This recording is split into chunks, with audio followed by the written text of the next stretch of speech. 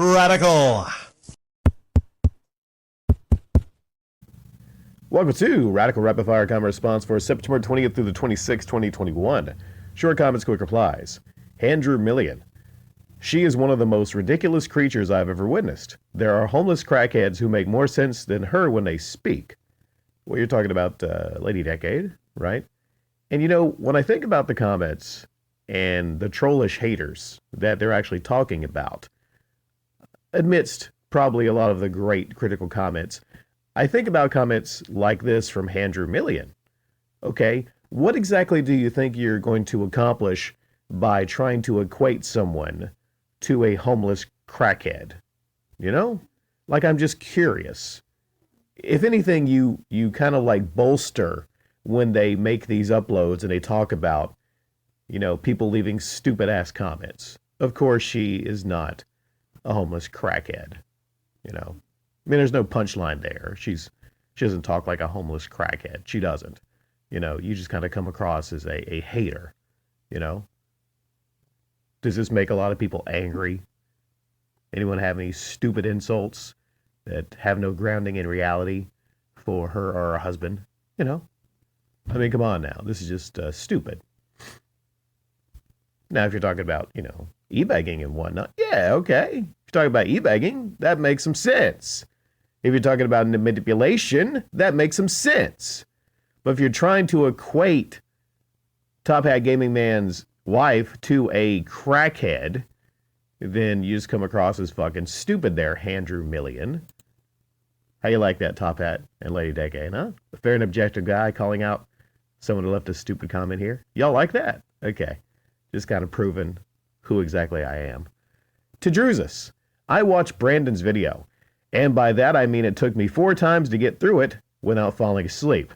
He sounded about as passionate as the design of the 1993 Toyota Camry. Okay. That's going to make Scotty Kilmer really mad there, to Drusus. You triggered Scotty Kilmer, who's a big fan of Toyota products.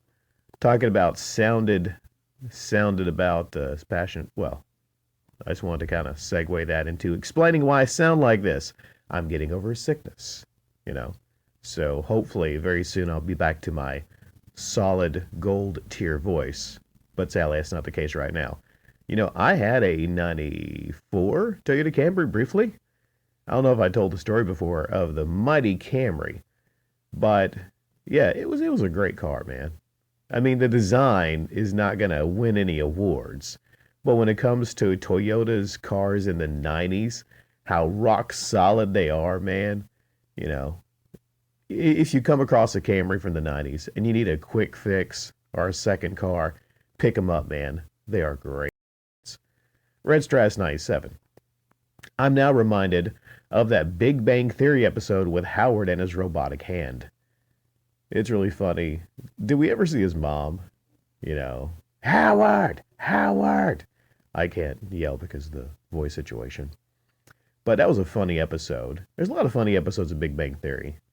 You remember the Big Bang Theory where he played Red Dead Redemption? There's so many episodes that, and I don't know if we'll ever see a series like that again on primetime TV. It was really interesting just walking by the television and, you know, seeing people on a primetime show, you know, talk about Xbox and PlayStation stuff. And a lot of things from like geek culture. Yeah, I mean, not a perfect show by any stretch of the imagination. And I mentioned before how weird it was that the females were, well, 2 of them were incredibly hot, and they were with guys that were not. Didn't seem like that realistic. But then again, the guys made a lot of money, so maybe it was realistic. Harold.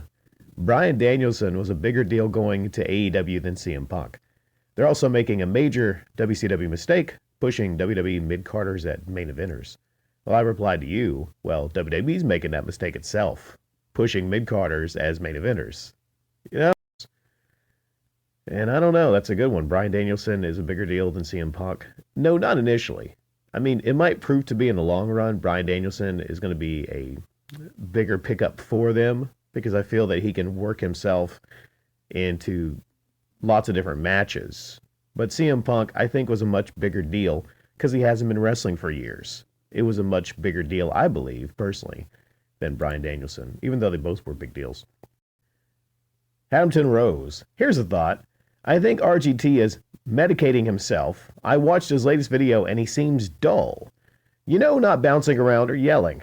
Comparing to Sean in the September 2021 Switch video to the "oh my god, it's Stevie Richards" guy, it's like age has finally caught up to him. Well, I think it's more or less that maybe he doesn't want to play that over-the-top character. Possibly. Maybe who we're getting right now is actually how he is, who he is, I mean, Hampton Roads, these YouTubers do play characters. You know that, right? That's what I've told you all through the years, Tosin Stardom. I hear that Simmons is only looking to bounce into a big socialite type city like LA, New York, etc. So maybe he could recapture some type of mojo out in New York. I don't know if it's mojo he needs to capture. He needs to just practice shooting a fucking basketball. Try to shoot a damn free throw. I don't think mojo's the problem. Rune Mamba. Stephen A used to be funny, but his act has become stale, and he's a huge flip-flopper / bandwagoner. There's also rumors that he got Max Kellerman kicked off First Take. I don't know how true that is, but I wouldn't be surprised. Well, it's not a rumor, Rune Mamba. He actually did. He just didn't like, I don't know specific wording on it, but he didn't like working with Max. And First Take is actually suffering in the ratings now. Imagine how that works. They got Michael Irvin there. They got some other people. It's just like it's like Skip and Shannon, but to a lesser extent. You can't just get rid of one of a duo and then, not expect there to be people that don't feel like watching that because they get used to a duo debating back and forth. Max and Stephen A was not the best duo, but Max was really undervalued on First Take. And it's really hard right now to actually watch First Take. Although Max Kellerman is on a cool show with Keyshawn and someone else. And yeah, there's a lot of comments under that YouTube upload whenever they upload that they prefer Max being on this show and not having to deal with that blowhard yelling at him all the time. Jeff Brister. I barely follow the NBA, and I know that Ben Simmons sabotaged his team in the playoffs. That's something I've actually seen before, a conspiracy theory. But is there any truth to that? Could Ben Simmons actually have, missed all those free throws on purpose? Could he have passed away the basketball on purpose? I don't know. I think about this. They were going to trade Ben Simmons and another guy for James Harden.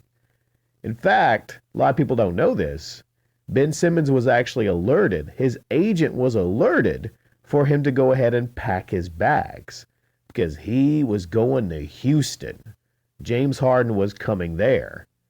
Well, that deal kind of fell through because Daryl Morey is there and Houston, they didn't want to trade him to Daryl Morey.